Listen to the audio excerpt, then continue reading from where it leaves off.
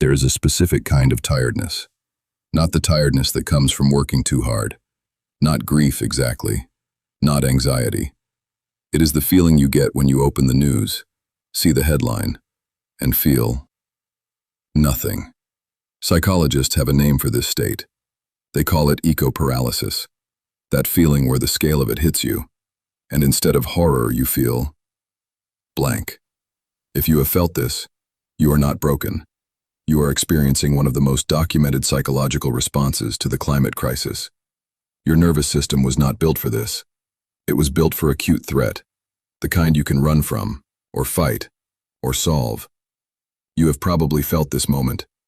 You open the news, you see the number, and instead of horror, you just feel tired. That is the circuit tripping. Psychologists call this learned helplessness. In plain terms, your brain ran the calculation, it failed, and eventually, it stopped trying. Not because you gave up, because the calculation said, there is nothing one person can do. The numbness is not weakness, it is protection. But underneath the numbness, there is a structure, and it does not arrive in a neat order. It arrives the way weather does, all at once, or slowly, or not until you are standing in a supermarket and something small, a photograph on a magazine cover, a temperature reading, a child asking you a question you cannot answer, breaks it open. They started trying to name it around 2003.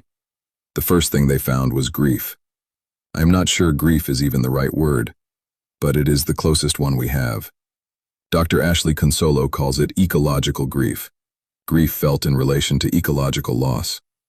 The loss of species, the loss of landscapes, the loss of futures that will not now exist.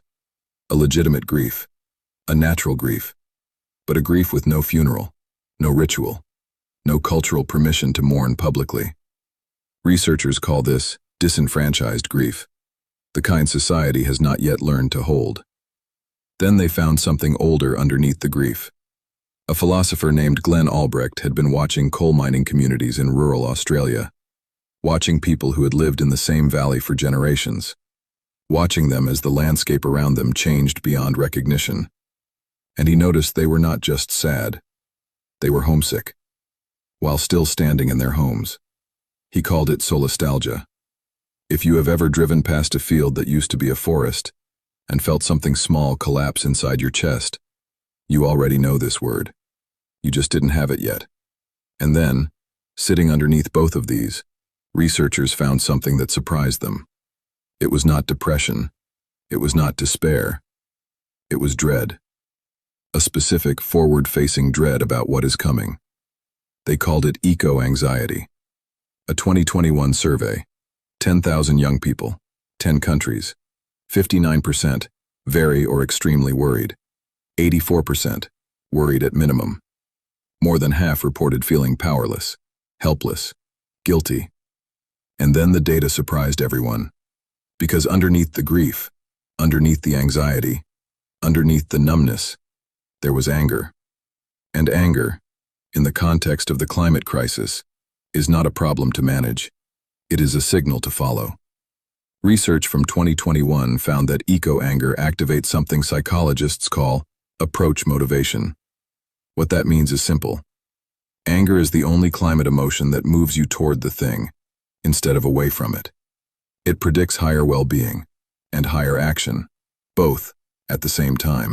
We have been taught that mental health means equilibrium, return to calm, get back to baseline. But in a world undergoing a sixth mass extinction, calm is an evolutionary mismatch.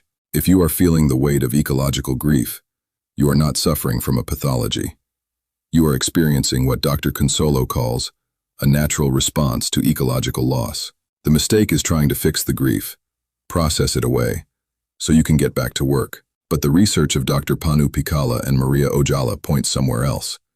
They call it meaning-focused coping, not solving the global crisis, not suppressing the emotion, finding meaning inside the distress, by reorienting toward what you still value. Ojala's research shows this consistently. When people move from the scale of the planet to the scale of the neighborhood, their well-being rises, their engagement rises, both, not because they saved the planet, because they closed the responsibility gap, the distance between the scale of the crisis and what one person can actually do. They stopped trying to carry 8 billion people and started carrying their neighborhood. This is the shift from passive nihilism to lucid resilience, not optimism, not the belief that everything will be fine, the ability to see the data, the warming curves, the habitat loss, and choose to act anyway, not because you are certain you will win, because the act of repair is the only thing that aligns with your biology, the only way to satisfy the approach motivation, triggered by your anger. So when the gray fog returns, remember the circuit breaker. Your numbness was a shield, your anger is a compass, and your grief is a map of what you still love. The goal is not to feel better. The goal is to feel everything, and then move toward the work. Because in an age of instability, being fully awake is the only radical act left.